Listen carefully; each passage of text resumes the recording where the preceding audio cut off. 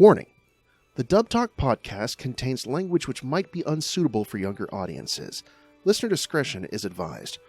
Also, please be forewarned that there may be spoilers present for any and all anime, including but not limited to Gunsmith Cats, so please be careful if there is any series that you have yet to finish. Thirdly, the opinions expressed in tonight's episode are those of the individual participants and do not reflect the Dub Talk podcast as a whole. And one last thing. Always, always, always be sure to practice proper and legal gun ownership, maintenance, and safety. Refrain from tinkering with illegal explosives. And never, never drive in excess of the speed limit. Enjoy!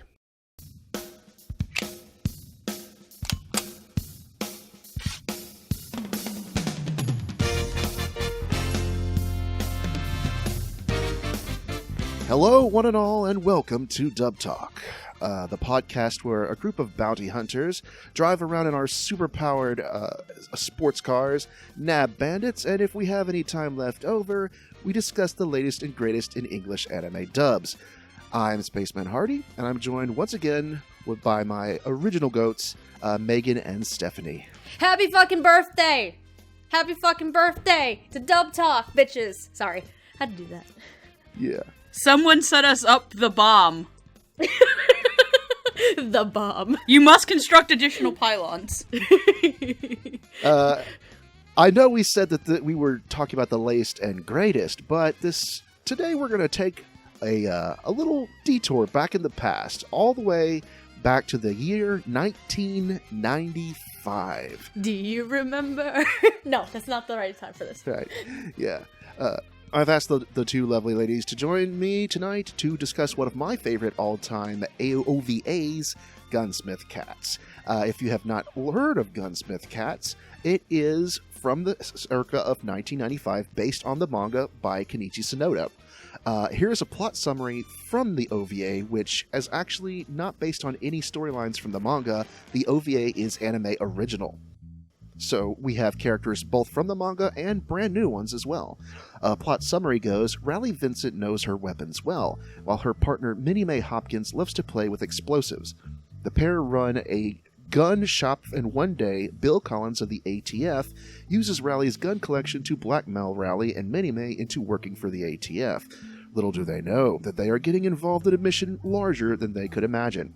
Dun dun dun. Dun dun dun. So this is our classics episode because you two hadn't watched this yet, and I talked you both into actually getting the Kickstarter edition. About to say, there is a fun story behind this. Yes. Because nobody would have been able to possess this thing before. Right. It has been long out of print until now. Thankfully, due to the efforts of our good people, Robert at Animego, we got it kickstarted on a beautiful Blu-ray transfer with tons of special features, and it's back in print. Not streaming anywhere though, but at least it's out there and legally available for everyone to enjoy. Like the new the Blu-ray transfers, they're gorgeous. Mm-hmm. Absolutely, for a 90s show. Yeah. Like this. It's great. A show that I think came out when I was like the ye old age of like 5 or 6 years old. Same. Yes, this was originally licensed by ADV back in 1995 and released on VHS tapes, one episode per tape, and you had to buy either the dubbed or the subtitled tape. Hardy, question for you. Mm-hmm. Did Hardy own 6 tapes of Gunsmith Cats? Hardy owned the Gunsmith Cats. Unfortunately, no, I did not own 6 tapes of Gunsmith Cats. I would have loved to, but I did own the 2001 DVD release, which actually finally contains both language options. Okay, I was about to ask, then how did you come upon this in the first place? That's a good story. I found it at a anime DVD rental shop that we used to have. Yes, oh, nice. Memphis actually had an anime shop that would rent out DVDs. Oh, I wish we had that back in Maine. That'd be freaking amazing. And the very first one I ever rented was Gunsmith Cats, and it blew me away. And that's been forever ago. Sadly, we don't have the store anymore, or we do have the store, but they've just moved and have gotten rid of their rentals, and they mainly focus on like figurines and posters now. But back in the day, that was my first exposure to it, and I've been in love with it ever since. And for a 25-year-old show, you gotta have a 25-year-old dub, which makes this the second oldest dub we've ever covered here, next to Akira on Dub Talk. Yeah, you're right. You are right. This is the second oldest. Right. And so, when you've got a 25-year-old dub, you're dealing with a 25-year-old crew. Starting off with our ADR director and scriptwriter. Mm-hmm. So, this is back in the old ADV days. So, these are some names, if you haven't heard, you're going to definitely see a pattern here with some of the people on this cast and this crew. And so, starting out for our ADR director and scriptwriter, we have Matt Greenfield and Amanda Winley. Matt did double duties as director and scriptwriter, while Amanda did directing duties. Now, given the age of this dub, what are your opinions of how well it's held up in the 25 years that it has existed? I have an interesting question, though. Because I'm not familiar. I think I've heard Matt Greenfield before. Amanda Winley, not really. What other stuff have they done exactly? Some really, really, really old ADV stuff. So basically, when I was a baby. Basically. Okay. When I was a young boy. Yes. My Matt has father. done classics such as the original Burn Up and Burn Up W. Okay. He was on Devil Hunter Yoko. He directed the original Dirty Pair OVAs. Okay, interesting. Mm-hmm. I haven't seen Dirty Pair, but I've heard about it. Yeah. And as far as Amanda goes, you may have heard her directing on a certain little show. I don't know. It's Neon Genesis Evangelion? Oh. Yeah, she did the movies. Okay. Yeah, Matt did the dub for the TV show, and she did the dub for both of the movies. So Okay, the old school movies, not the rebuilds, of course. right, yes. Okay. Mm-hmm. All right. So, given that in mind, what are your opinions of this rather classic dub? Well, this is definitely a 25-year-old dub. Yes. For sure. Here's my take on this, and I was kind of talking to Hardy a little bit beforehand. It's a 25-year-old dub, and it does kind of sound dated because of it. However, given the nature of the OVA itself, and it's just full of 90s camp, I called this, for like a connecting point for me, is like a buddy cop film in a way. Since it's filled with that much camp, I think it actually still works. Because, oh sweet lord. Like, where do we even start with how this story goes? 00711. 00711, yep. Like, That's one of my favorite lines in the entire fucking dub. Oh my God. Hey, look, it's 00711. It was great. No, it's admittedly, like, some people who might go into this, who are more into, like, modern shows and how dubbing is done nowadays, if they go into a show like this, they're gonna have a hard time getting into the dub and really enjoying it, I think. Mm-hmm. Compared to, like, someone who is either originally from that same time frame, like Hardy. Hardy was around when it came out, and definitely into anime at the time, while Meg and I were, like, 5-year-olds and didn't know the difference. Megan at that age was terrified of Beauty and the Beast and wanted to marry Elton John, so... That's amazing! True story. Megan, tiny God. Megan wanted to marry Elton John. My That's mom had to tell great. me that was never gonna happen. That's great. That's right, kids. My 5-year-old ass loved Elton John. Does this explain things? Probably. Probably. No, but at the same time, like, there are anime fans and anime viewers similar to, like, Megan and I, who do also find some of the old school stuff fun and entertaining, and this is one of those. This is one of those for those who are in that middle ground between the old school and the new school. We're in that middle ground where we like both. Mm-hmm. I think it's like a generational thing, what it comes down to, honestly, like, in terms of anime fans. But the writing and directing is a lot of fun. Some of the performances, they do get a little bit stilted at times, and they kind of come off as a little scratchy and irritating. I know for me, there were a couple times where Becky had that a couple times where May had that a tiny bit, and some of the dialogue might not have helped that situation, but realistically as a whole though, like, I can nitpick it all day, sure, but as a whole, it's so enjoyable because it's that 90s camp. And it just fits well with the OVA itself because this is the world, this is what's going on. It's like, it takes place in Chicago, for God's sake, so it's like a Western buddy cop film. Like, the OVA or the original manga probably took elements of, like, some westernized stuff, and they might have used that to influence them. That's what it kind of seems like to me, and I think it works. Mm-hmm. It works very well to me. Again, some nitpicks for me personally, but, like, as a whole, it's so much fun. It really is. I didn't think I would enjoy it as much as I did. Megan, what did you think? So, I really, really enjoyed this. Like, it was a very surprisingly easy watch of a show. Yep. Like, you will get through this very fast. It is 3 episodes, so there's no reason why you 3 episodes. can't. It's literally like watching a movie. Yes.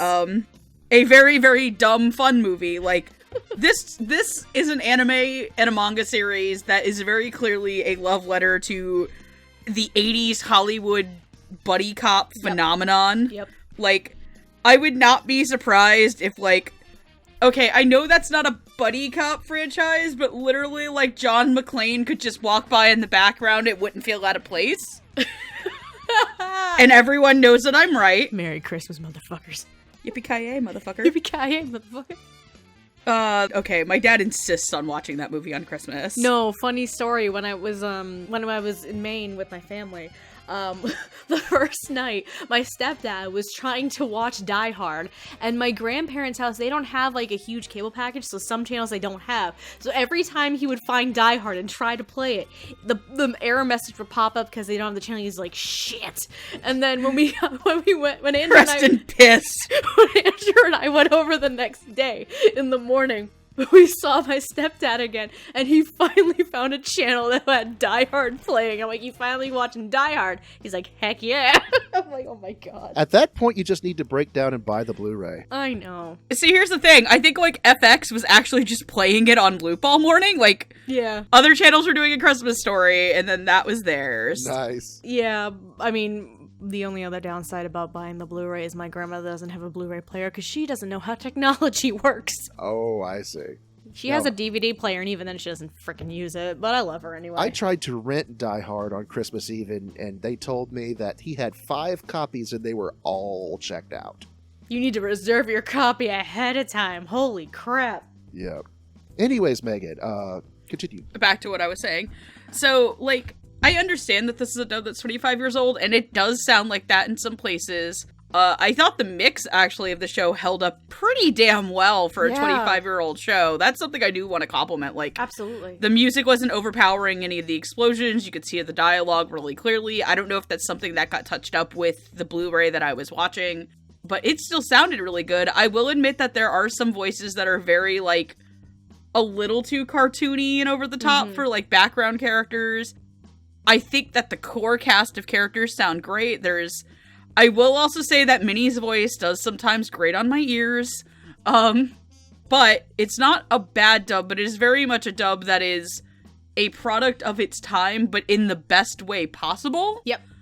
It's not like the old, like, DBZ or Pokemon or One Piece dubs where, like, they completely took out the soul of Gunsmith Cats and, like, tried to make Gunsmith Cats friendly, where Rally pulls water guns out and shoots people with grape juice. Thank God they didn't do that. That would just ruin like the this. fun. Like there's a fuck in there. I heard it. Mm-hmm. I heard the fuck. I heard the singular fuck in there. I might have heard shit in there too. Like there's Rally says fuck. So yeah, no, but like I also think the dialogue is also like super funny at points. Like just everything that she calls Bill is like some of my favorite shit in the whole show. Just 00711, you snake viper, like just I thought it was really fun. I thought this is like if you're really wanting to find like the other side of the coin of, like, 90s dubs, where if you think that all 90s dubs are just, like, Pokemon and kidified, like, this is the good other side of the coin. May we direct your attention to Gunsmith Cats, ladies and gentlemen? Please watch Gunsmith Cats. Yeah. Please do it. It's funny that you bring out the mixing for the show and how well that sounds, like for the sound effects. Did you know in the creation of this show, they got an actual Shelby GT500 and recorded the engines and the tire noises from it? Where do you just go fucking get a Shelby GT500? Legit, they did that? Yes. No, they got Oh my Who god! does they that? got the actual guns that she used and recorded the sound effects from them. Oh my god, they really, like... Holy shit. They want to... Kenichi, okay, look, I just want to compliment the guy who created this, because this man clearly loves a couple of things. Hot women, Chicago, and guns and Shelbys. That's all that matters right now, This right? man has an aesthetic, and he just keeps to it. No, the crew went to Chicago to actually get an authentic Chicago experience. Oh my god, that's amazing. We're talking the Japanese crew, Yeah, correct? right. Okay. This Yes. reminds me of, like, it's a shame that we cannot cover the show because it's not legally streaming. It really reminds me of Ryogo Norita, who, if that name doesn't sound familiar, he's about to in about 5 seconds.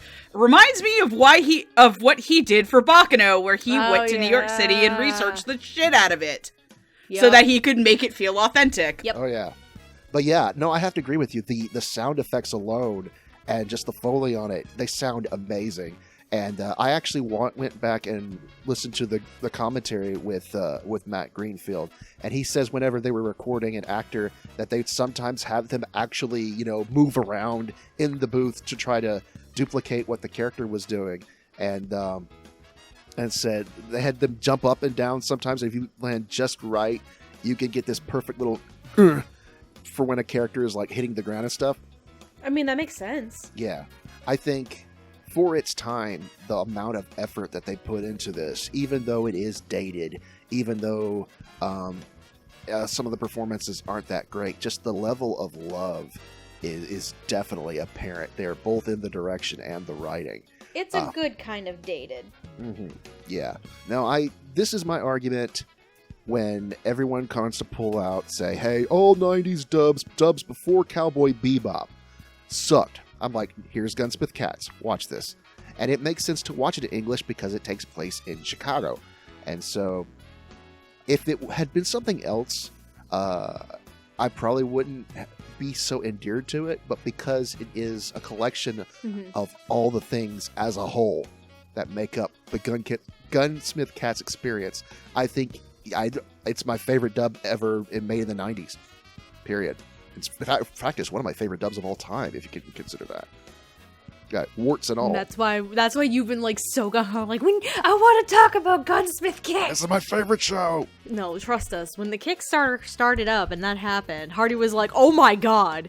He was the most excited and giddy out of anyone for obvious reasons. And he's like, when this comes out, we're doing a fucking episode of Gunsmith Cats. I'm like, all right, Yeah. I won't fight you. Yeah. I love this show so much. I spent $150 to get my name put up when the Blu-ray loads. Yeah, he did. I found it. I'm like pointing, it me. Lucky Beast voice. Oh, it me. You two have your names on the poster, though. Yes. Yes, we do. Mm-hmm. Very cool. So, in general, it is a product of its time, but it is a good product of its time as far as it comes to... It's a fun product of its time is what this is. All right. So with that, let's move on to our first pair of characters. We have some seedy business type. Asshole number 1 and asshole number 2, right? Right, yeah. These two are in cahoots to run a secret gun running campaign and they're trying to ban the sale of guns so that they could sell their illegal guns for higher prices. I mean, it's an interesting scheme, and I can see, like, It works. financially and economically speaking, it could work. So we have Senator Edward Hates and the director of the ATF, George Black. Senator Hates is played by Aaron Crone.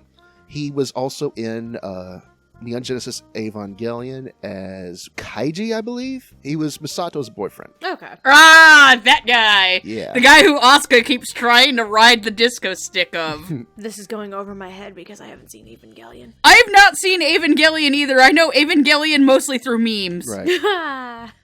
Okay, and I've seen like 2 of the rebuild Yes. films. And playing as George Black, we have the late, great Rick Peoples. He played as the Chief in Burn Up and and Keel Lorenz in Evangelion. He was also in the dub for Corral Phantom Memory as Saito. Okay. So, regarding these 2 performers, what did we think? Asshole 1 and asshole 2. That's all that needs to be said. Asshole 1 and asshole 2. No. I mean, again, this is gonna be a little bit of a dated. It's a kind of your own flavor kind of deal where you'll enjoy it or you don't. Mm-hmm. That's gonna be the theme of the entire dub in general, but I digress. Aaron, fucking seedy bastard. I mean, in all honesty, I didn't actually see the twist coming where the senator was involved until pretty late on, when then it became extremely fucking obvious. It's like, oh, well, who was the last person they called? Oh, the senator's office. I'm like, oh, well, shit. But yeah, he's definitely like, he puts on the political act very well, and then also like the double crossing and this fun stuff. I do like Rick though as George, because this is where my brain went to with that performance, and I can't remember the character's name offhand. In the original Spider-Man films, what was the character's name who owned the Daily Bugle? Oh, J. Jonah Jameson. J. Jonah Jameson? Yeah. Do you mean Academy Award winning actor? Oh. J.K. Simmons. Yes. Yes. I was like, holy fuck, I forgot his name. He like Rick's performance of George kind of reminds me of that a little bit. We are farmers. Bum ba bum ba bum ba. Where he's kind of just like old school grouchy boss kind of deal. It makes a lot of sense to me, and I got a kick out of it. But yeah, his portrayal too was kind of just like there, and then he just fucking gets killed. And he dies. He did. He very dead by badass Russian lady. Mm-hmm. But yeah, it reminded me of J.K. Simmons' performance in that a little bit. I'm like, this kind of works. It actually kind of works for this character. Even though that the films were way after Gunsmith Cats. But it just, like, connecting the dots for me makes me wonder if what is the weirdest of weird chances that J.K. Simmons actually watched Gunsmith Cats and got inspiration from it. That'd be the funniest shit in the world. Yeah. But, yeah, both of these performances, I enjoyed Rick's a lot more because of that extra fun in camp. Aaron's was not as memorable to me, but I can appreciate the wonderful, like, sinister political aspect to it. Megan, what did you think? So, I'll be real. I kind of forgot these 2 characters existed. Good job. You forgot old school J.K. Simmons? What? I didn't even get J.K. Simmons out of that. I got more like sleazy's 80 politician, which is exactly what the fucking show called for. So like, it was very much a performance that was like, yeah, this is happening. It's the sleazy politician voice. You know who speaking of Die Hard, he reminds me of that one FBI agent who's like trying to shoot John McClane off the roof. Oh my god. That's what his voice reminded me of, Aaron Crones. Rick as George is kind of very like the stock boss voice that I kind of hear as like as a uncredited person in like a modern dub. I'm not saying it's bad, but it fits its place into the show where it needs to. It doesn't try to be like, okay, he doesn't try to be the boss from fucking Copcraft, who I want to say is played by Gabe Kunda. I think so.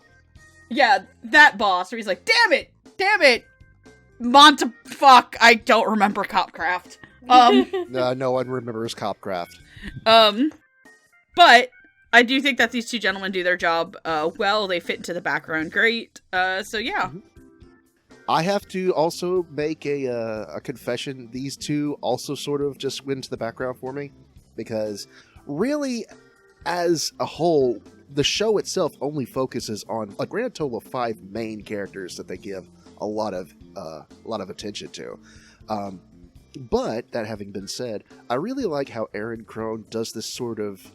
Someone listening might sound like he's reading off of a teleprompter. And that kind of fits because he's, a politician. He probably reads off tons of teleprompters, and he's got this snooty, high and mighty air about him, and he's just sleazy politician type that kisses babies for the camera, and then and then tries to shoot half-naked Russian women. Yes. Okay, she was fully clothed, actually. Right. Well, I mean, he outright says he tried to get rid of all the immigrants, so I'm like, yeah, he's not the best people. And, so yeah, he definitely enjoyed that. Rick Peoples as George Black, though. My best part for me was when he meets up with Radnoff at the safe house trying to leave the country, and just hearing him get panicked and watch him just lose his crap after she turns the tables on him.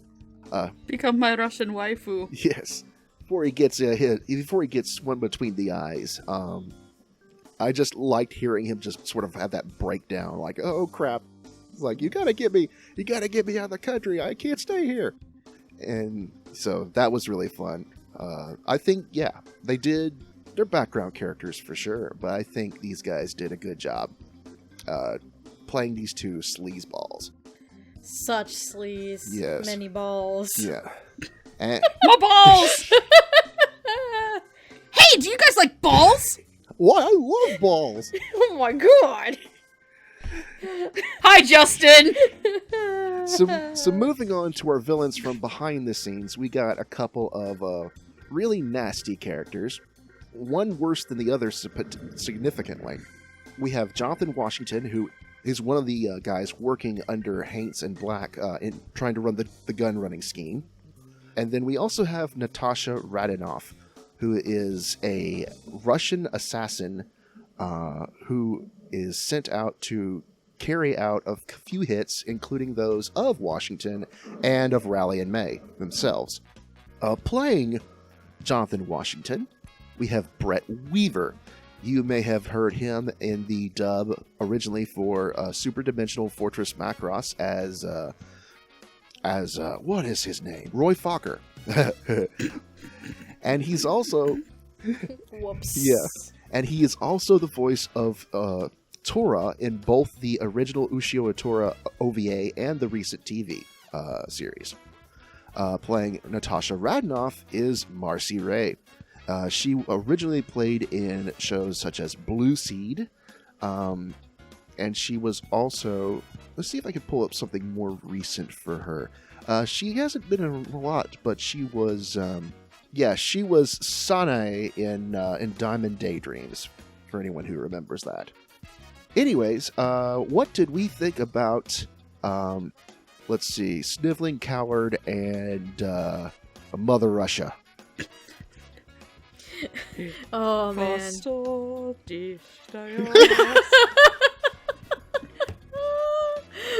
Yes, she is not fighting moose and squirrel this time. So, badass, kick-ass Russian wonder, and then all bark, no bite. That's basically Jonathan Washington in a nutshell. He's all bark and no bite. Well, he tries to bite anyway, but it doesn't really work out for him very well. No, not much. No, he's kind of dead now, so... He did. He did. Took a knife to the face. That's like a lot of people in this show. He did. Yeah. He did. Or Noah would fucking remember this damn joke if he was here. He was only 2 days away from retirement. Like legit. No, but Brett Weaver, he definitely had fun being the sleazeball who likes his tits, by the way. Yes. He likes his tits with a purpose, Yeah. by the way. No, his favorite website, Hot Butts Net. Ah, yes. With the one exposed... He's an ass man. With the one exposed boob, and yes, there's nipple in that picture. One whole nipple! Oh, man! Modern anime, you cowards. I mean, we already have in this dub Rally saying fuck, so that's this dub and show is more ballsy than modern anime. One whole American nipple. And one whole American fuck. I'll buy that for $1. There it is. God damn it. We're living the American dream, boys. God damn it. No, but Brett definitely has a lot of fun with this guy because he is sleazy and he is slimy in episode 1, and then episode 2, in the little time that we see him, like, he does a complete 180 in personality. Is like to save his bacon, save his ass. He's like, help me. He's so whiny all of a sudden. Howdy ho, Kermit the Frog here to say, help me, help me, help me, Riley Vincent. Help me, Riley, I need to find my daughter. What? Your non-existent daughter. No, but it's definitely a lot of fun. It's not, only probably because it's very early on in the OVA, he's also one of the more forgettable characters for me. But who's not forgettable? Oh boy. Oh my god! Oh, Marcy Ray as Natasha Radonov. Oh boy! This bitch. This fucking piece of work. Oh lord. She will kick your ass. She will kick your ass. And just, oh god. So Radonov is a Russian former KGB member who's turned assassin. So, of course, the question of if there's an accent involved.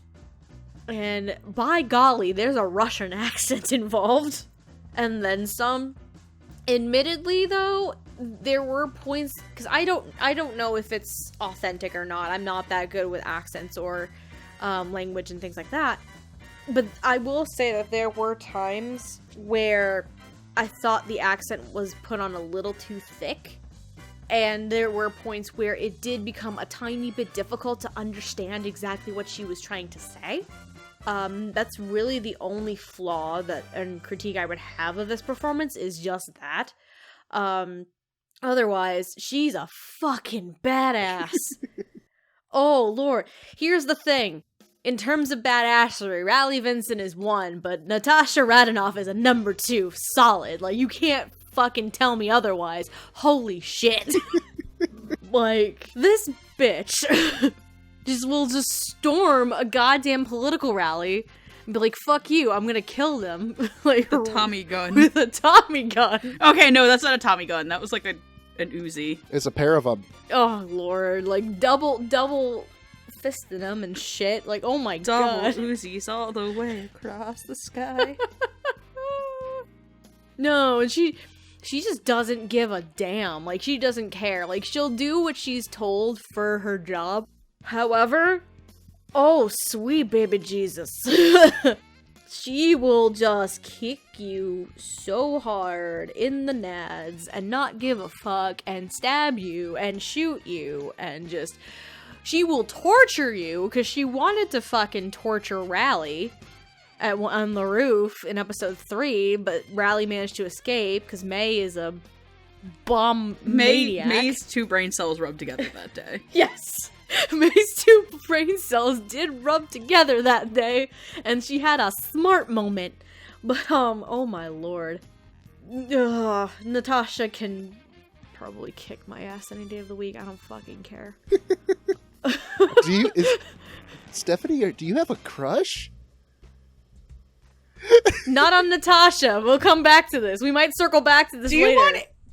Do you want Andrew to talk to you in a Russian accent when you do that? No, will that help? No, because I know he wouldn't do that very well to begin with. Like, I wouldn't even be able to do that very well. Oh, in Mother Russia, taco eat you. Fuck. No, but like, I mean, like, similar to probably Megan and Gigi and maybe some of the boys. I mean, if someone can kick my ass on occasion, like, I don't care. Dub Talk's collective kink is getting her ass kicked. Yes, it really is. Oh, God. I want her to step on me. That's illegal. Aqua got Norded. What? Aqua got Norded. Okay, that sounds inappropriate. Inappropriate. I want her to step on me. That is definitely inappropriate. Aqua got Norded. Okay. $5 to anybody who knows what that is from. I wouldn't know. I'll send it to you and you can understand. Okay. Hardy would know the actor who did that. Oh, man. Maybe. Correction, they're in Radiant. Yes, you do know who did it. I see. Overall, yes, I would say both performances are good. Brett Weaver, only probably because it's very early on and then he did. He kind of turns forgettable to me. But yeah. Megan. So Brett Weaver sounds like a slimy little bastard who is just very much trying to save the bacon he's got left. He has one American titty on his website. I find it really weird because I'm also not super familiar with Brett Weaver or Marcy Ray. I thought Marcy Ray was in a show that I liked, but she's not. That's also a really old ADV dub that we would 100% be covering if it was legally streaming. Whoops. But, no, it's just, I thought he was fun. I thought he was a good side villain who had his moment in the sun and then just kind of faded into the background. But let's talk about From Russia with Love. And by love, I mean extreme hate. Extreme vengeance. I'd like to first point out that, our good buddy, let me get her actual name again, because I lost it, and I'm bad at it. Oh, wait, her name's Natasha. That's right. This is a tribute to the 80s. Of course her name's fucking Natasha. That Natasha has a gun that is also a knife. Yep. Therefore, she is canonically a member of the Ruby universe. I'm fucking kidding. I'm fucking kidding. All I know is, Hardy, I know you hate Ruby. I know you don't like it, but I do have to point out the greatest conversation about it on One Time, which comes from the Runaway Guys, where Emil just asks, why isn't somebody's power just murder? And John's like, yeah, but you'd get arrested. But your power could be to murder anybody you wanted. And that's what Natasha's power kind of is. Just murdering people. You wanna live? Fuck no. But no, seriously, how badass are you that you have a knife that is also a gun? Oh my god.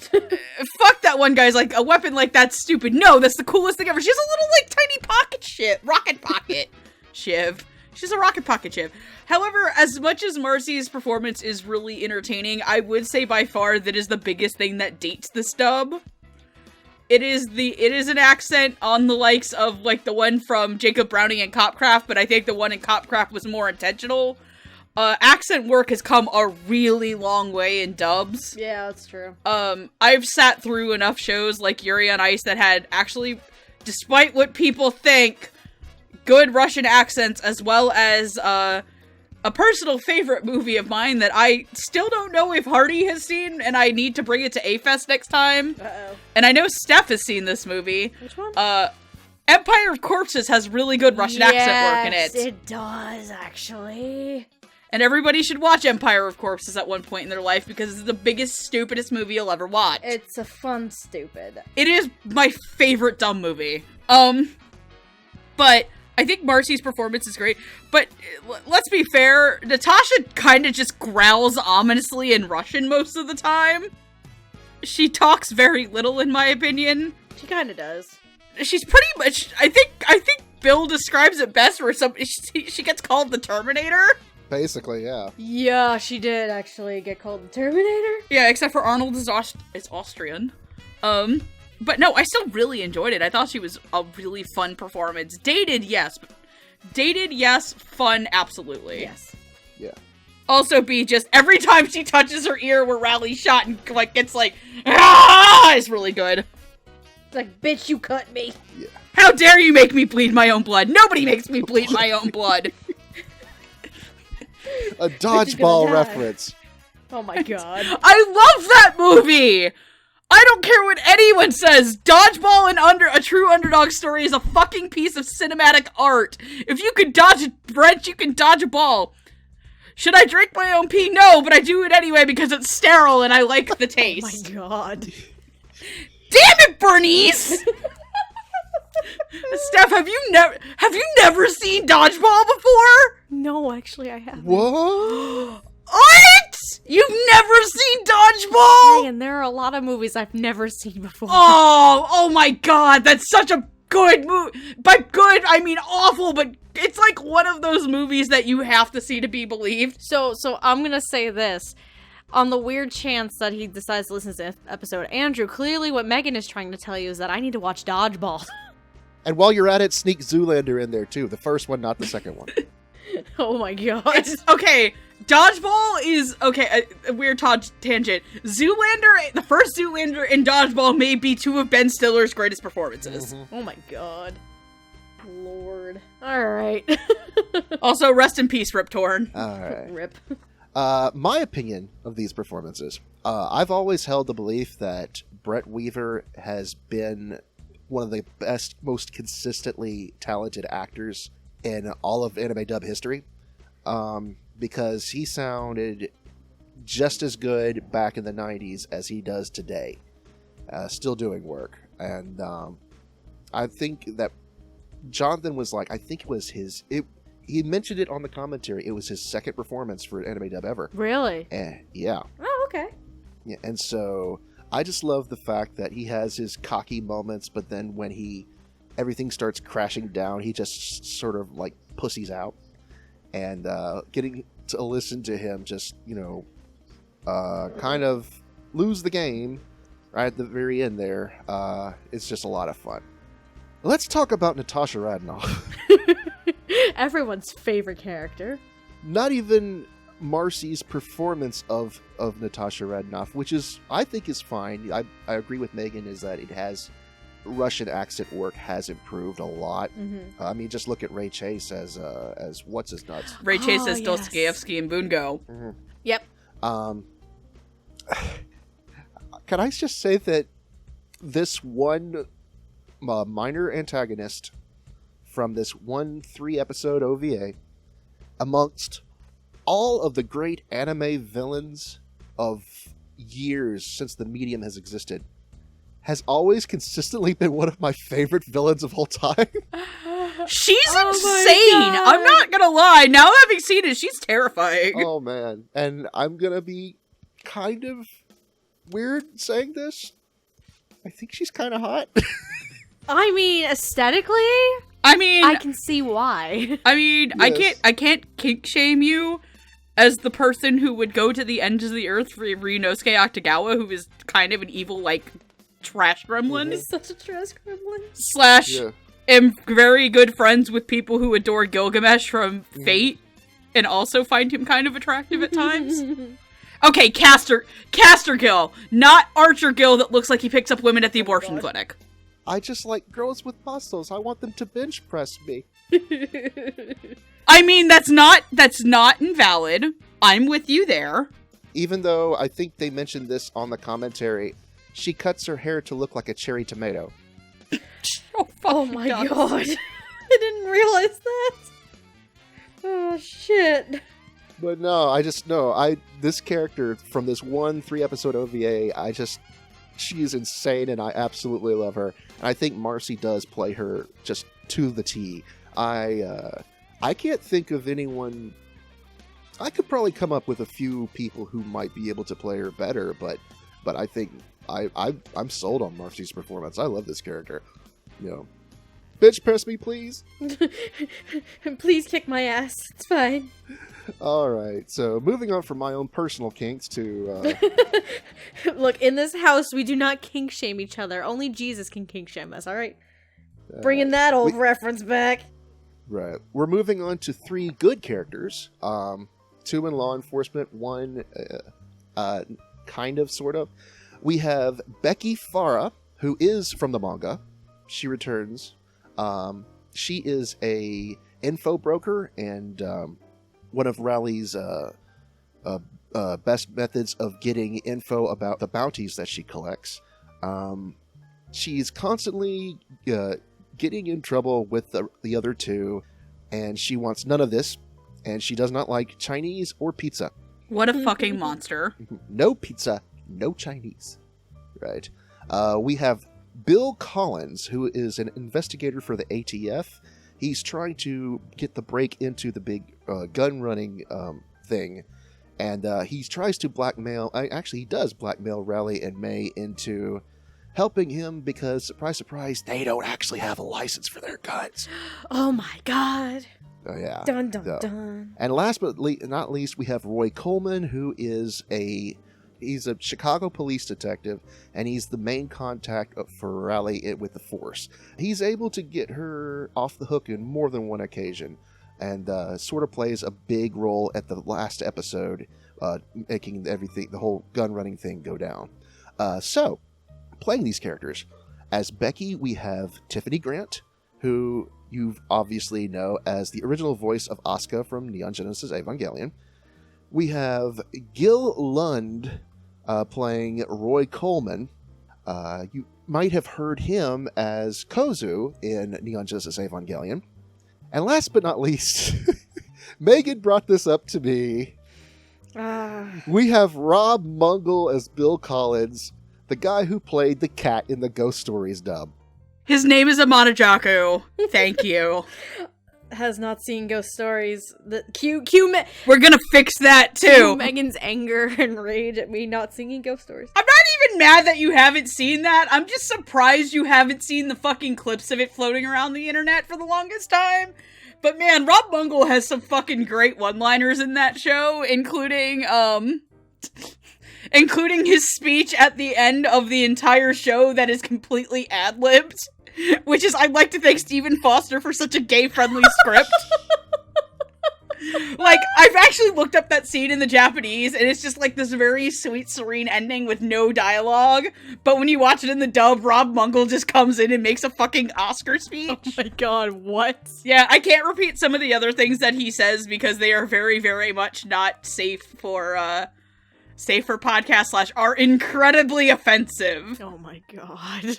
As is the majority of the Ghost Stories dub. Oh man, this sounds like a national treasure. I'd like to point out for bragging rights that I own the original ADV copy of Ghost Stories. Oh my god.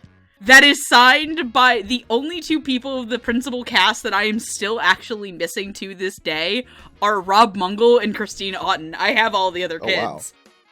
Wow. I just got Hillary this last year and it was great. Oh yeah, you brought it with you for Anime NYC. I was like, I'm getting this signed! Please don't judge me! She signed my Razafon. Oh man, where do we start with these three? Roy Coleman. I'll start with Gil. He doesn't take shit from anyone. That's for goddamn sure.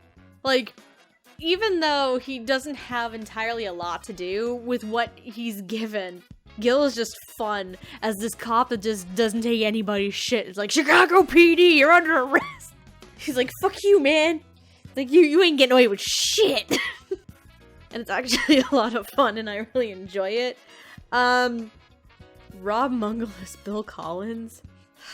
There's a different show that I know Rob Mungle for, and I feel like I need to find it. And it does not sound like the same thing. At all. It's a Sentai show from recent years. Oh, that's right, because Rob still does anime. Hold on. Hardy, you didn't mention Pedro, did you? No. Excel Saga. Oh. Well, let me tell you about fucking Excel Saga. No, but there was something else. But it does not sound like fucking Rob Mungle. Was it Parasite, actually? It was Parasite, is Izumi's dad. That's what I remember him as. And I'm just like, wait, this is not Rob Mungle. Rob Mungle had a lower voice. What is wrong with this? And then it's just like, okay, this works. Because the thing with Bill Collins, Bill Collins is a fucking shithead. But I love him. Like, Bill Collins is a sneaky, slimy little shithead who does mean well, but nobody fucking likes him. And it's actually kind of great how Rob Munkel portrays it. He's just like, aw, but kitten. It's like, fuck you, asshole. Pussycat. Pussycat, no. And her just, like, shut the fuck up. No, my reaction, the best ever, was his introduction in episode 1. And as he's leaving, just in the back, like, both Raleigh and May are just flipping him off. Like, legit, no censor, nothing. They just flipped him the fuck off. It was great. And that just sums up Rob Munkel as Bill Collins in a nutshell. He's a fucking sneaky asshole. And it's fun. He can also, he is kind of also similar in a way to Jonathan Washington, in where he can sometimes be all bark and no bite. Sometimes. Because he does have his moments where he's like, but Raleigh, wait, Raleigh, oh no, and it's like, oh no. Raleigh-senpai noticed me. Raleigh-senpai noticed me. No, but it's so much fucking fun. Like, Bill Collins is a character that you actually kind of love to hate, if that makes sense.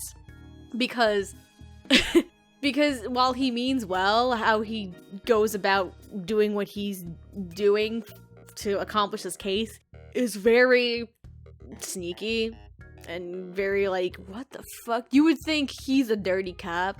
That he would be the dirty cop in the situation. And I guess to an extent, the OVA, like, at times would try and point him to be a dirty cop. Given the situation. Granted, the obvious one is when fucking Natasha busts into the safe house using a card that's attached to his name. But obviously that's to frame him instead. And then we have Tiffany Grant playing apparently me in this show. Because apparently She is! Becky is just Steph. Hello, my name is Becky. I, unlike the actual Becky, do like pizza and Chinese food. So fuck you. But, so here's the thing with Tiffany. There can be times where the performance is grating on the ears. I don't know if it is because of Tiffany's natural register or vocal tone, because this isn't the first time where I've run into a Tiffany Grant performance where it's a bit 50-50 for me.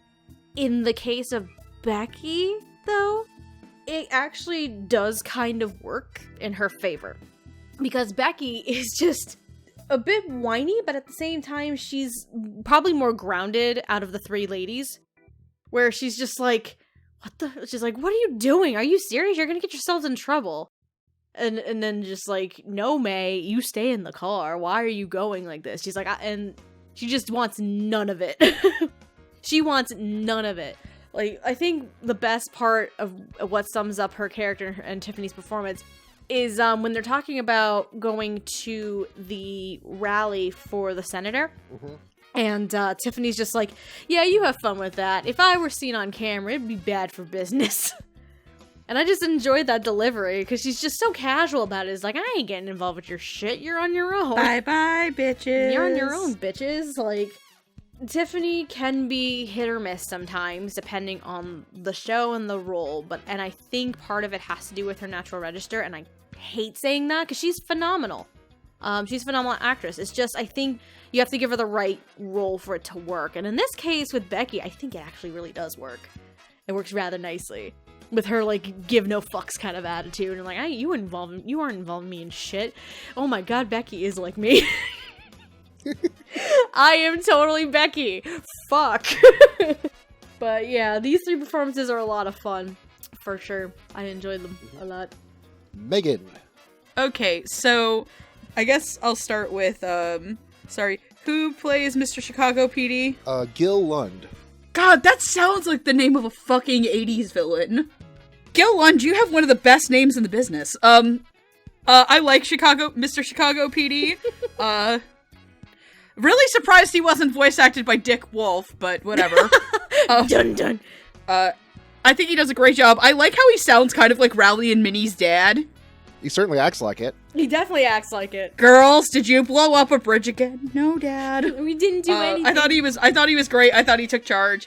Tiffany Grant is actually an actress that I know a surprising, like, I've watched a surprising amount of her and shit. Most specifically, we all did Saritama. She was the sister in Saritama. Yes. She's very much not like Becky. No. I think she really does play Becky great. I think Becky is really entertaining. I think that she kind of has the nerdier voice out of the three of them. She is clearly the brains of the operation. Rowley is certainly the brawn, and Minnie May is here to have fun. May just wants to have fun. It's fine. Minnie May has one brain cell, and it's all focused on C4. I really like Tiffany's performance. I thought that she really leaned well into it. I really love her delivery of no pizza, no Chinese. Mm-hmm. To which, you fucking monster, they're delicious. Well, to be fair, they do have it all the fucking time, so I can... Let the Rowley Vincent's a grown-ass woman. If that bitch wants to eat Chinese food in her undies, let her. Well, I mean... That's a life goal right there. Look here, Becky is also a grown-ass woman, and she has her needs, and she doesn't want to eat Chinese and pizza all the fucking time, which I can understand. I relate to this. Becky's a fucking nerd and needs to get over it. Fuck you, May. I really enjoyed her performance, but I want to talk about the fact that I had no idea that was Rob Mungle the entire time, because my frame of reference for Rob Mungle literally is just a Monojaku from Ghost Stories. Oh my god. It is literally just that cat, who sounds very sarcastic and very evil, and I would like to read one of Monojaku's best lines in the entirety of Ghost Stories, because it is on TV Tropes, and I can remember it, which is, "But then, if everything was already reversed, then what would be the real world? Would it be the mirror world or this one? Maybe the reflections we see is real. Ever thought of that? Isn't that just freaking you out? I mean, seriously, isn't that just whack crap? I'm playing with your mind, man. And you know what the weird part is? I'm not even high. Not a bit. Totally sober." Oh, Lord. Ghost Stories is a fucking trip, by the way. Again, clearly, you've been trying to get me to watch it for fucking years. One of my actual favorite lines is you can fuck with my friends, you can fuck with my family, but don't fuck with my cat. But no, Rob is great in this. He is a sleazy, slimy, little whiny bitch of a man who can't get it up without Rowley Vincent helping him out. I think he's a ton of fun. I think that he really brings a lot of personality to the performance. He is probably my second favorite performance in the show, behind Rowley herself. He was the right balance off of Rowley's done with his shit. But he was also courageous at points, like in the house that gets blown up with his one friend, where he's got the grenade in his hand, he puts the pin back in. And I think he has his moments to shine, and Rob really gets that across. Rob Mungle makes him sound like he's walked out of, like, a buddy cop movie in the best way possible. So, that's what I have to say. Roy didn't really stand out to me as much, because I kind of forgot that he played as big of a role in the third episode as he did. Yeah, originally we were going to talk about him, and then you rewatched the show too. Mm-hmm. And you're like, wait. Yeah. No, Roy is actually from the manga, so he's a pretty big character. It makes sense, because he definitely seems very familiar with the girls, so. Right. And I like how he plays sort of this,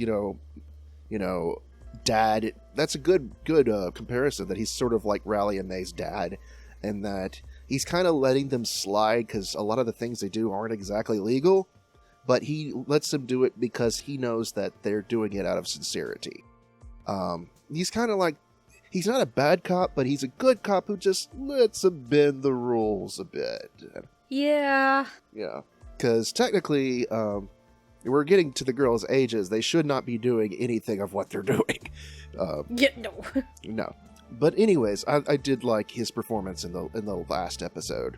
And I kind of wish he had more of a presence throughout the rest of the show. Wasn't he on vacation for, like, the first 2 episodes in Hawaii? Yes, he was, actually. He was, I came back from Hawaii. He's like, what is this cheap crap? What does he think we are, Japanese tourists? Japanese tourists? Yep. It was great.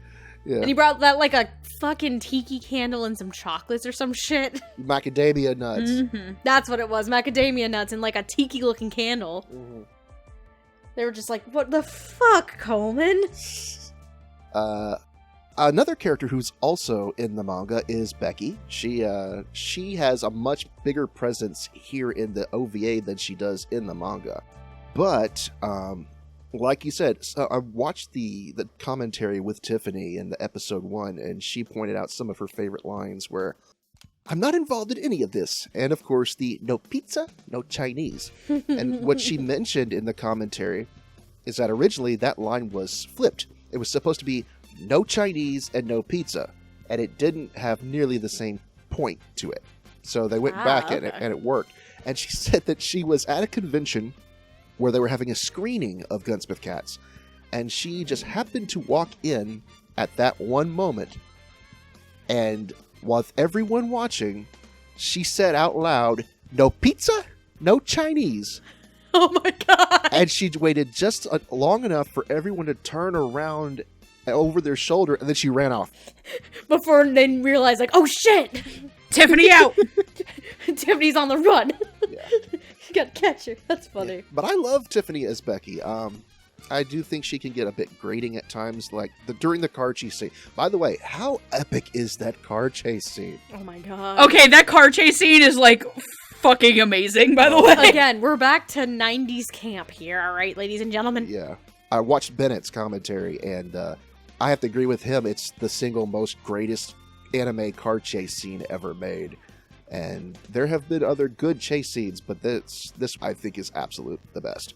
It's like, mwah, chef kiss. Yeah. Anyways, yeah, she can be irritating, but I do think she fits Becky really well, and her sort of personality, and I like how she's not involved in any of this and wants none of it, and like, you know, you girls go off and do your own thing, get yourself killed, leave me out of it. I don't play that game. Right. And it's also another redhead for Tiffany to play, so. Oh my god, she that's has right. a penchant for doing. Yeah, she has a penchant for doing a lot of those. Let's talk about Bill Collins, aka Agent 00711. The best nickname. Oh god. Yeah, to describe his character, I believe Rowley says it best, I'd rather tongue kiss a snake. Yep, I remember that. Yeah. Yeah. That was memorable. So he is not a dirty cop. He's not above doing dirty things to get results for the greater good. And he's kind of a sexist, kind of a slob. He is. Yeah. Very. But this is very much a 90s show. very much, yeah. The way he treats his female coworker, that's kind of bordering sexual harassment. Just a bit. A little bit, yeah. But he does have his moments, because he saves Rowley's life twice in the series of the show. At the very end, in fact. Mm-hmm. We have to remember that.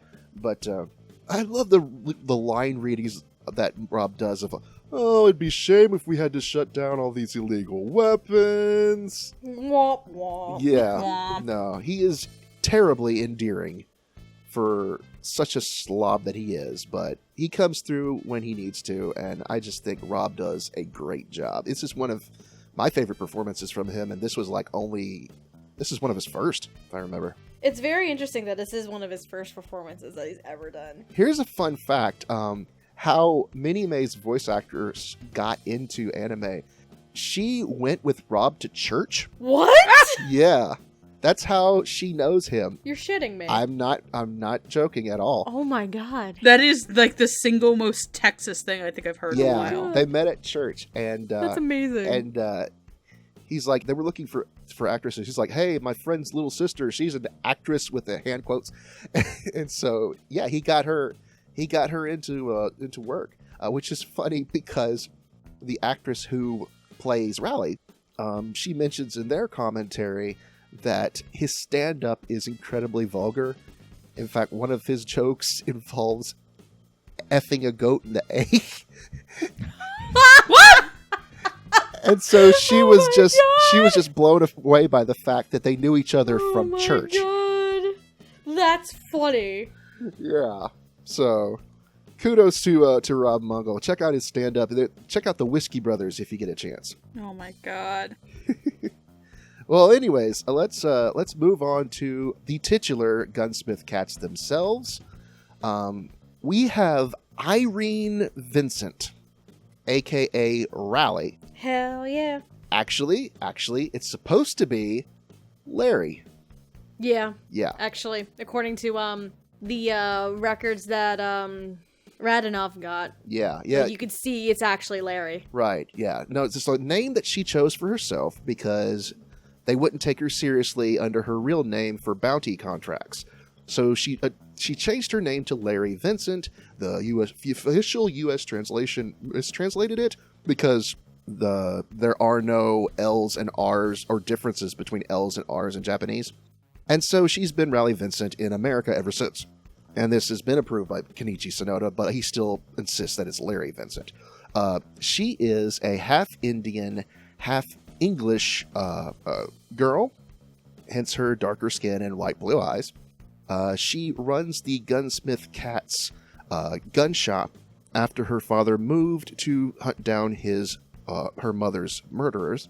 And she also runs bounty contracts on the side to earn a little extra cash. We're learning a little bit more about Raleigh that I didn't even know about.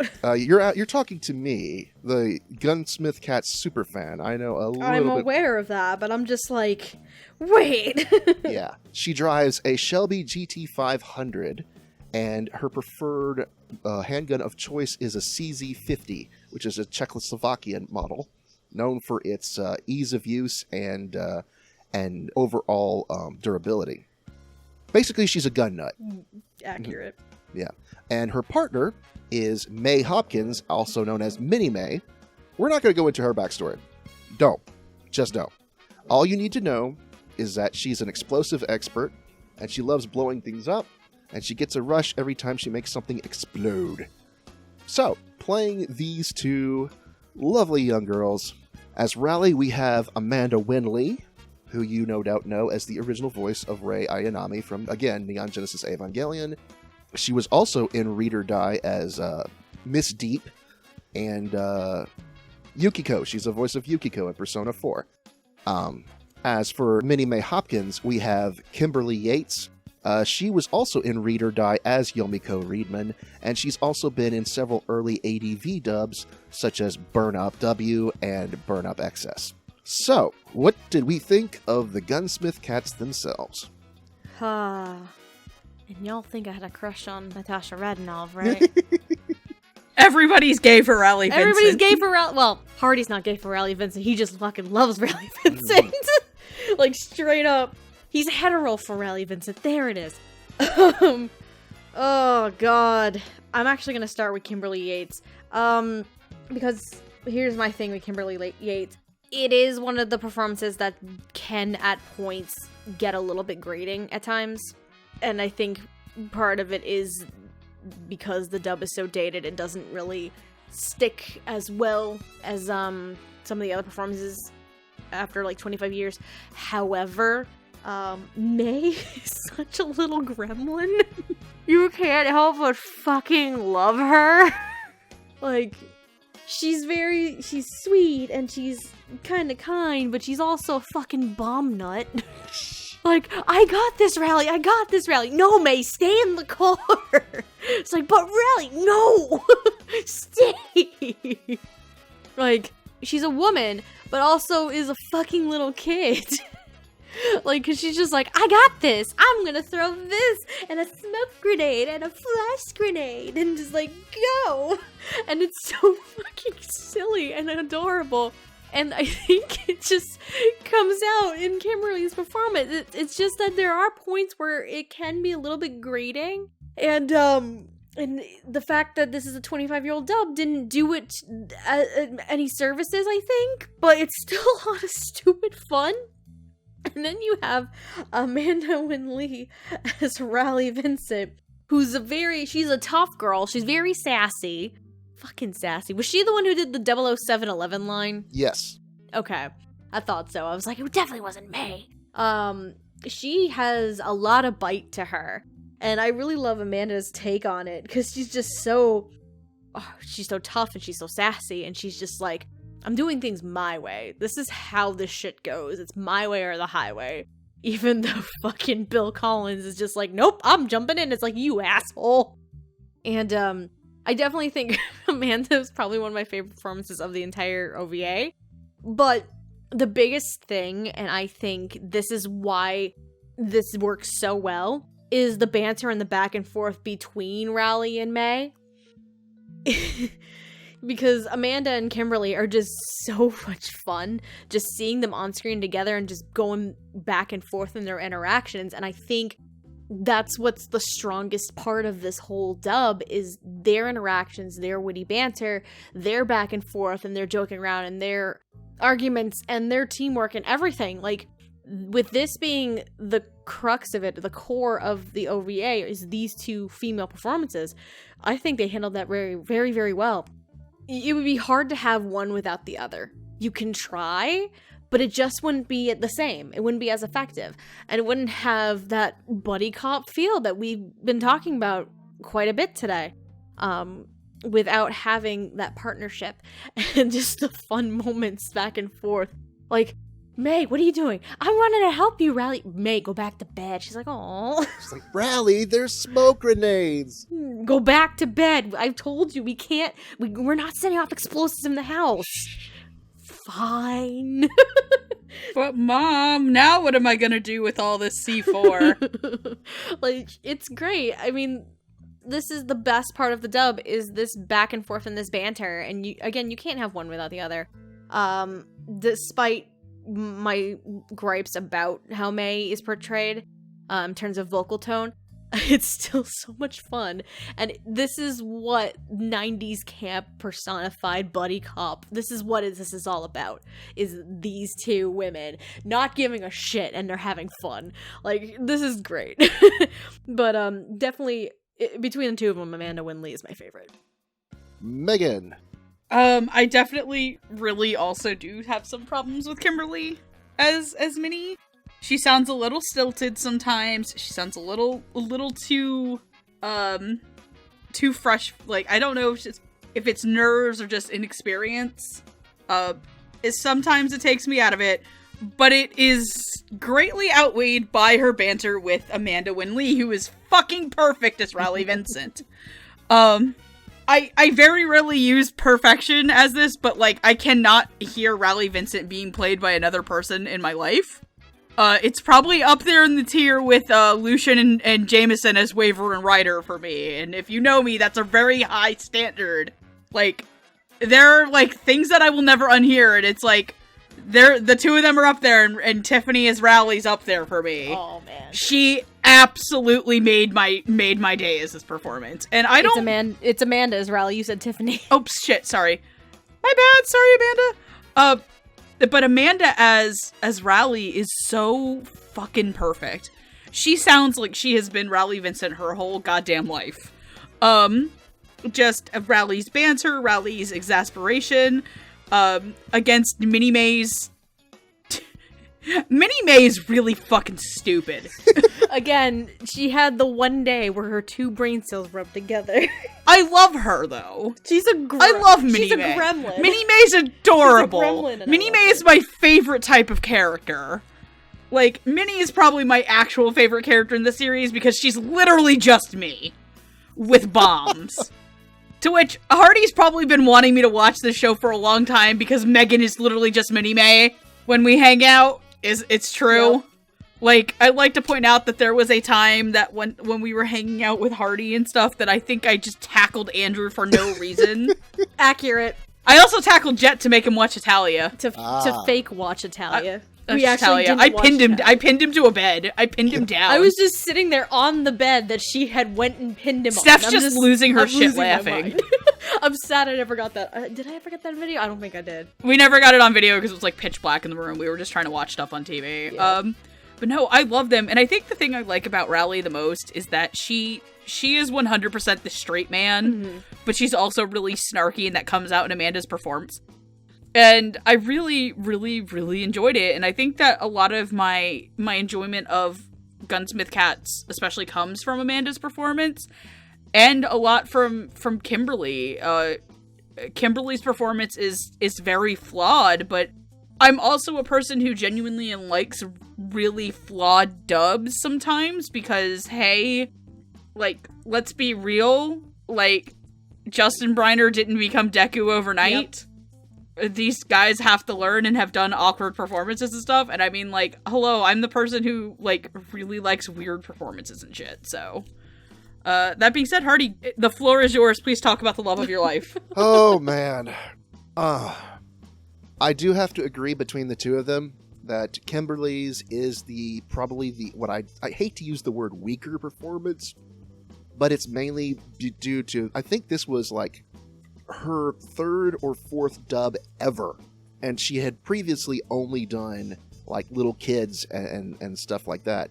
This was a role she actually got to act out on, and what she mentions in the commentary is that the directors told her, don't be afraid to be loud, just be as loud as you need to. And just listening to her on the commentary, it's not the strongest performance, but it works. And she had such passion about it and such fond memories of being involved in this that, yeah, listening to it now, it's definitely a 25-year-old dub, and she does have some flaws in her performance, but honestly, I wouldn't have it any other way. I honestly wouldn't. She is Minnie Mae Hopkins for me. And if they do end up dubbing that new Bean Bandit feature with both Rally and May in it, I really hope that they get her to come back by any means necessary to be May again. Because it's just the way she says certain things, like, the exit is over here.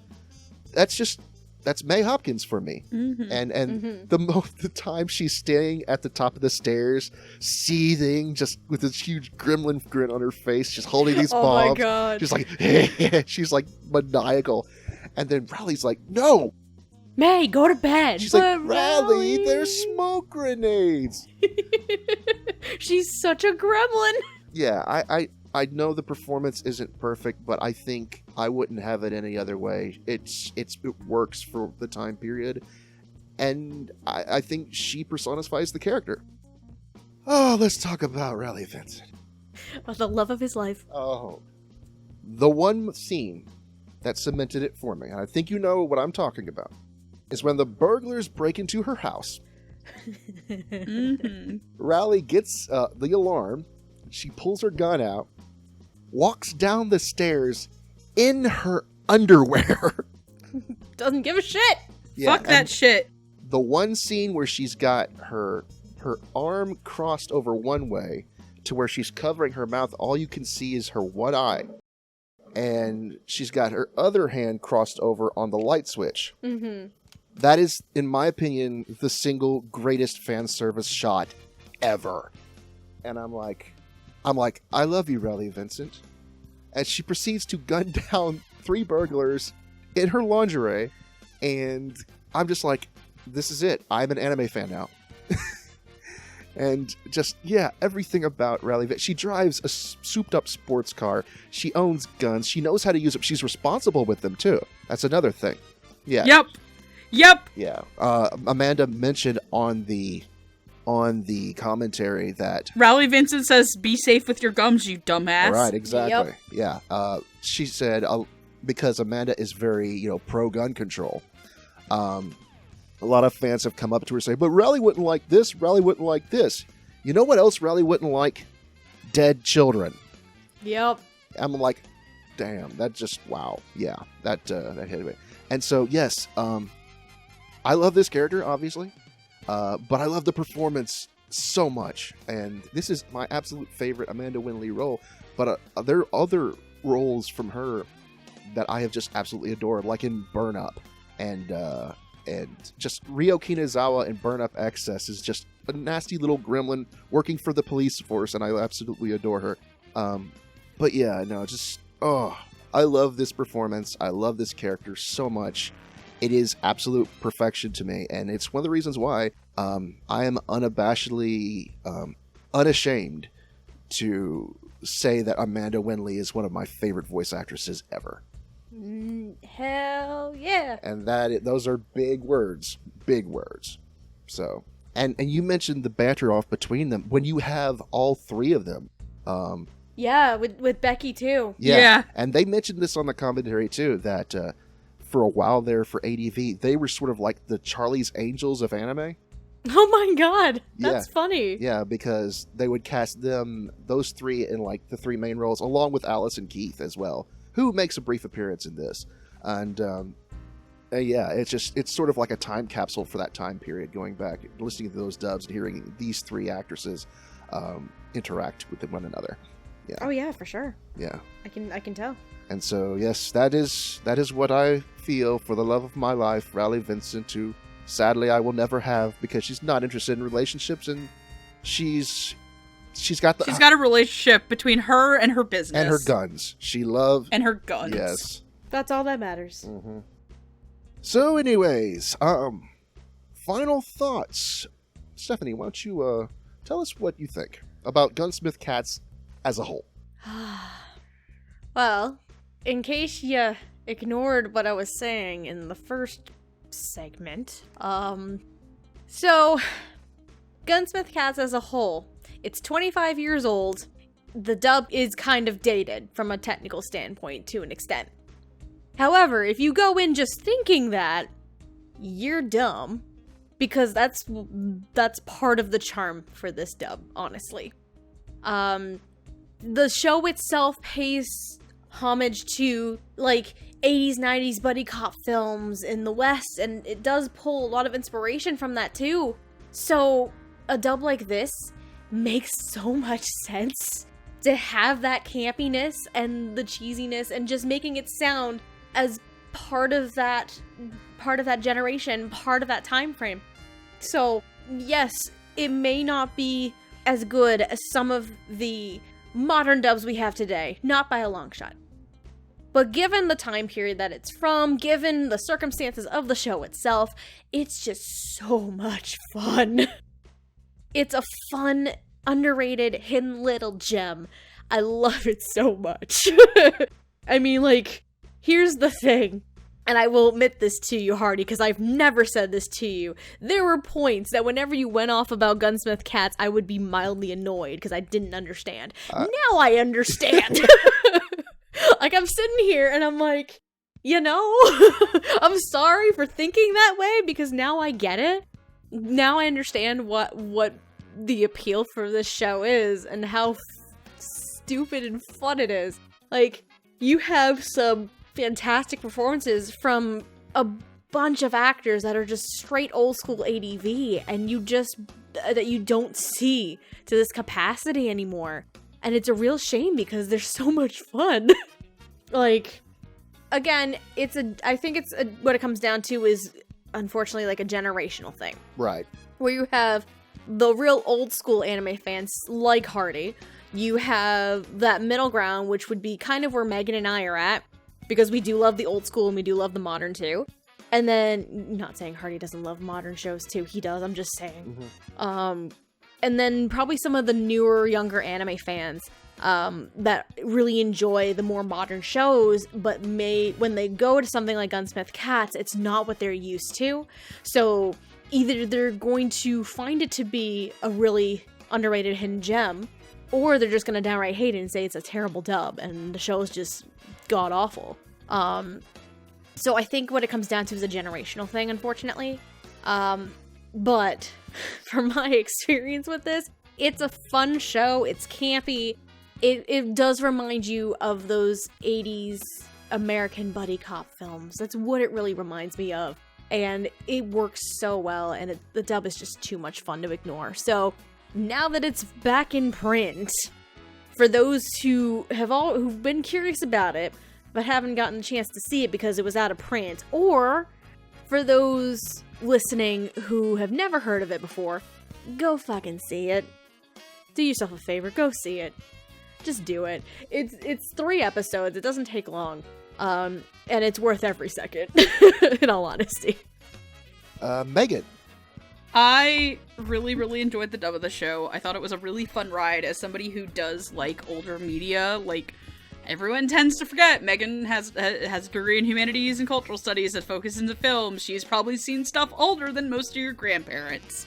This is true. More than likely. Like, this is a thing that everyone tends to forget about me.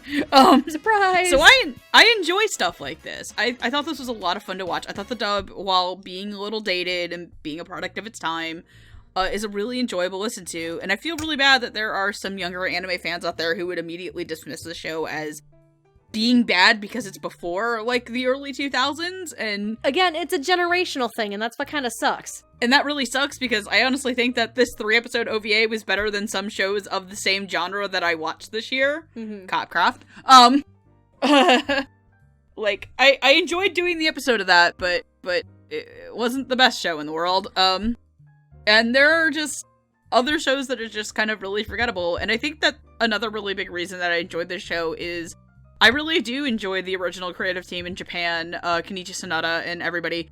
The details on this of this in many ways reminds me of why I genuinely really enjoy the dub of Baccano. Yeah. Where it's very clear that on the Japanese end, in the original creation, that Baccano was a passion project. And then when that passion project came to the States, they put a lot of time and effort into it. I know that Cartoon Cypher has a really good interview with Tyler Walker on it. So go check that out. But, like, I'm using that as an example for more modern fans because Baccano for a really long time was a lot easier to watch than Gunsmith Cats was. Mm-hmm. And it's a really big shame that thanks to Aniplex that show has been out of print for like 4 years now. Yeah, it sucks. That's why we also tell you, if you ever see a fucking copy of Baccano at a really good price, just go buy it.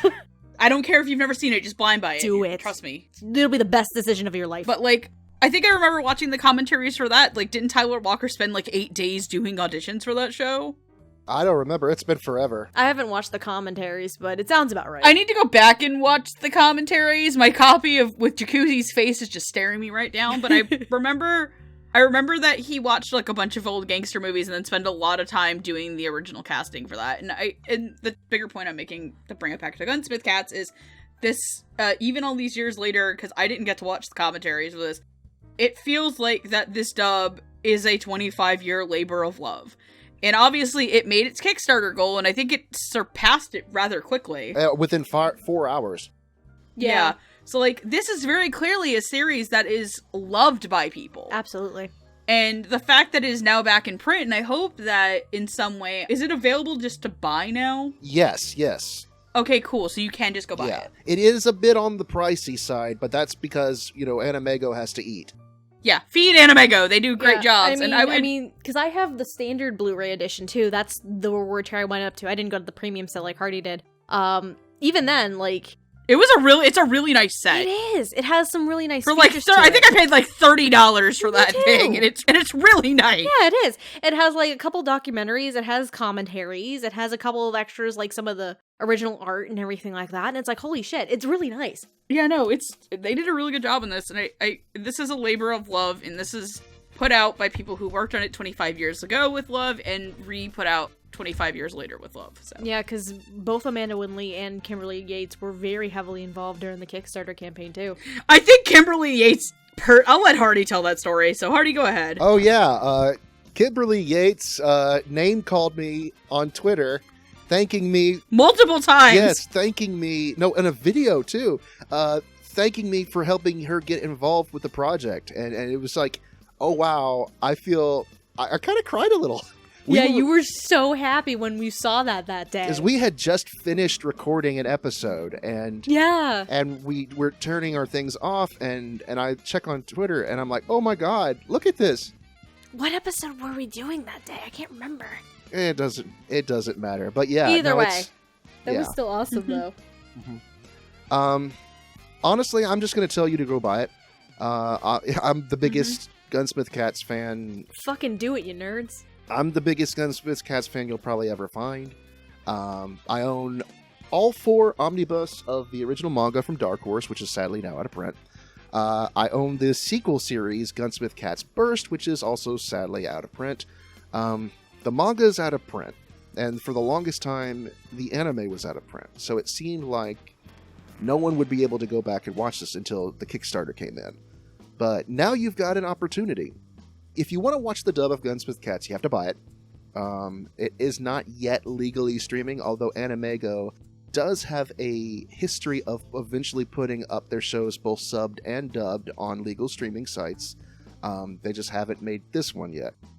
But if you yourself would like to check it out, I wholeheartedly recommend it. It's packed with special features. If you got $80 to throw down for the limited edition, it comes with a fantastic art book. And yeah, it's one of my favorite anime of all time, and I wholeheartedly support it, and I hope you check it out. Hello, my name is Stephanie. I've been converted to the Church of Gunsmith Cats. It's fucking true. And our Messiah, Raleigh Vincent. Messiah Raleigh Vincent. All hail Raleigh Vincent. Oh man. Yeah. Yeah, I'm glad you pestered me into supporting the Kickstarter and getting this fun little show. I just wish there was more. I really do. So, anyways, I'm not good at this. So, Stephanie, do you want to list off our patrons and tell them where they can find us? Can I do the patrons this time? Yeah, sure. I like doing the patrons list. Because you like to try and read one of them without laughing. I can do it now! Thank God. We'd like to thank our bomb-ass patrons, Crimson Echidna, Michelle Travis, and Nico Robin but with Yally Hands, and our explosive patrons, Carly Lesticow, Jacob Wilson, J2, aka Jared, Marco Bermudez, Marissa Lenti, and Weeby. Yes, because of you guys supporting us over on Patreon, we can have fun little episodes like this sometimes. But yeah, I mean, we didn't really talk about it much in the beginning, actually. This Gunsmith Cats is actually going to be the first of 12 episodes that are going to be coming out over the course of the year, because Dub Talk is 5 years old this year. We're going to kindergarten! We're going to anime kindergarten, fuckers. We'll be horrible at it. But, no, yeah, like, for sure, thank you for supporting us these past 5 years in what we do here.